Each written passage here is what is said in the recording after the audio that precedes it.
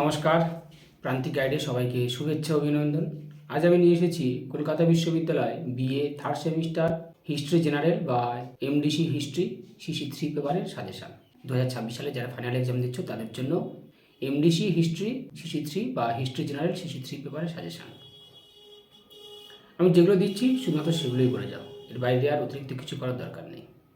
প্রান্তিক গাইডের suggestion follow করলে অন্য কোনো সাজেশান ফলো করার প্রয়োজন পড়বে না। যেগুলো দেবো শুধুমাত্র সেগুলোই করে যাবে। আরও একটা কথা হচ্ছে, প্রান্তিক গাইডের লাস্ট মিনিট ফাইনাল সাজেশান, এই লাস্ট মিনিট ফাইনাল সাজেশান অবশ্যই সবাই ফলো করবে, সবাই দেখবে, কেউ মিস করবে না। প্রান্তিক গাইডের লাস্ট মিনিট ফাইনাল সাজেশান অব্যর্থ, জেনুইন, 100% কমন। ভালো রেজাল্ট করতে গেলে, পাস করতে গেলে প্রান্তিক গাইড তোমাদের কাছে best choice and first choice. অবশ্যই চ্যানেলের সঙ্গে থাকবে, সাবস্ক্রাইব করে বন্ধুদেরকে শেয়ার করবে। তাহলে আমি দিয়ে দিচ্ছি থার্ড সেমিস্টার হিস্ট্রি জেনারেল বা এমডিসি সিসি 3 পেপারের 2026 সাজেশান। তোমাদের কোশ্চেন প্যাটার্ন অবশ্যই জানা রয়েছে। 20 নাম্বার, 10 নাম্বার, 5 নাম্বার, কোনো শর্ট কোশ্চেন নেই। 20 নাম্বারের 2টো, 10 নাম্বারের 2টো আর 5 নাম্বারের 3টে, এই 75 নাম্বার। আর 25 নাম্বার টিউটোরিয়াল। লিখে নাও তাহলে 20 আর 10-এর জন্য। 20 আর 10 কিন্তু আমি আলাদা করছি না।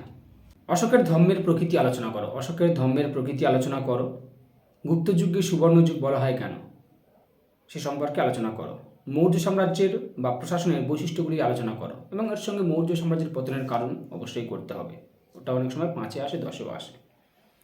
গুপ্ত সাম্রাজ্যের পতনের কারণগুলি আলোচনা করো। গুপ্ত সাম্রাজ্যের পতনের কারণগুলি আলোচনা করো। পল্লবদের স্থাপত্য ভাস্কর্য সম্পর্কে আলোচনা করো। পল্লবদের স্থাপত্য ভাস্কর্য।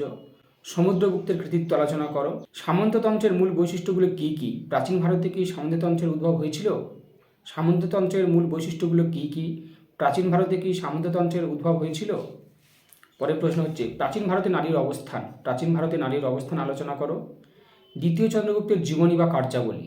দ্বিতীয় চন্দ্রগুপ্তের জীবনী বা কার্যাবলী। হর্ষবর্ধনের শাসন ব্যবস্থা আলোচনা করো। হর্ষবর্ধনের শাসন ব্যবস্থা। পরের প্রশ্ন, উত্তর ভারতের রাজনৈতিক প্রতিষ্ঠার জন্য পাল, প্রতিহার ও রাষ্ট্রকূটদের মধ্যে সংগঠিত ত্রিশক্তি সংগ্রাম সম্পর্কে আলোচনা করো। উত্তর ভারতের রাজনৈতিক প্রতিষ্ঠার জন্য পাল, প্রতিহার ও রাষ্ট্রকূটদের মধ্যে সংগঠিত ত্রিশক্তি সংগ্রাম সম্পর্কে আলোচনা করো, বা ত্রিশক্তি দ্বন্দ্ব যেটা আর কি। কনিষ্কের শাসন ব্যবস্থা। কনিষ্ক। সাতকর্ণীর কার্যাবলী বা সাতকর্ণী শাসন ব্যবস্থা। শশাঙ্কের নেতৃত্বে একটি আঞ্চলিক শক্তি হিসাবে গৌড়ের উত্থানের কারণগুলি আলোচনা করো। শশাঙ্কটা করবে। মৌর্য সাম্রাজ্যের পতনের কারণ বলেছি।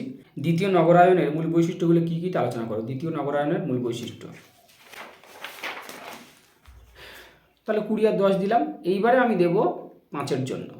নালন্দা বিশ্ববিদ্যালয়, মাৎস্যনয়, গান্ধার শিল্প, মথুরা শিল্প, কৌটিল্যের অর্থশাস্ত্র, সঙ্গম সাহিত্য, দাক্ষিণাত্যের বাকাটক রাজবংশ, স্কন্দগুপ্তের ভিটারি শিলালেখ, আরবদের সিন্ধু বিজয়ের তাৎপর্য বা গুরুত্ব, হর্ষচরিত, গুপ্তযুগের গিল্ড ব্যবস্থা, গুপ্তযুগের সাহিত্য বিজ্ঞানের অগ্রগতি, গুপ্তযুগের নারীর স্থান, অগ্রহার ব্যবস্থা। রিপিট, নালন্দা বিশ্ববিদ্যালয়, মাৎস্যনয়, গান্ধার শিল্প, মথুরা শিল্প, কৌটিল্যের অর্থশাস্ত্র, সঙ্গম সাহিত্য, দাক্ষিণাত্যের বাকাটক রাজবংশ, স্কন্দগুপ্তের ভিটারি শিলালেখ, আরবদের সিন্ধু বিজয়ের তাৎপর্য বা গুরুত্ব, হর্ষচরিত, গুপ্তযুগের গিল্ড ব্যবস্থা, গুপ্তযুগের সাহিত্য বিজ্ঞানের অগ্রগতি, গুপ্তযুগের নারীর স্থান আর অগ্রহার ব্যবস্থা। ব্যাস, এই কটা যেগুলো দিলাম এগুলোই করো। আর পরবর্তী ভিডিওতে আমি অবশ্যই লাস্ট মিনিট ফাইনাল সাজেশন দেবো। চ্যানেলের সঙ্গে থাকো, সাবস্ক্রাইব করে রাখো। আর যারা এই পেপারের নোটস সংগ্রহ করতে চাও বা যে কোনো পেপারের নোটস সংগ্রহ করতে চাও, অবশ্যই স্ক্রিনে দেওয়া নাম্বারে যোগাযোগ করবে। সমস্ত কিছু হেল্প পেয়ে যাবে। নোটস রেডি রয়েছে, যোগাযোগ করবে, অবশ্যই পেয়ে যাবে। খুব স্বল্প পারিশ্রমিকে আমি নোটস এবং অনলাইন ক্লাস প্রোভাইড করি।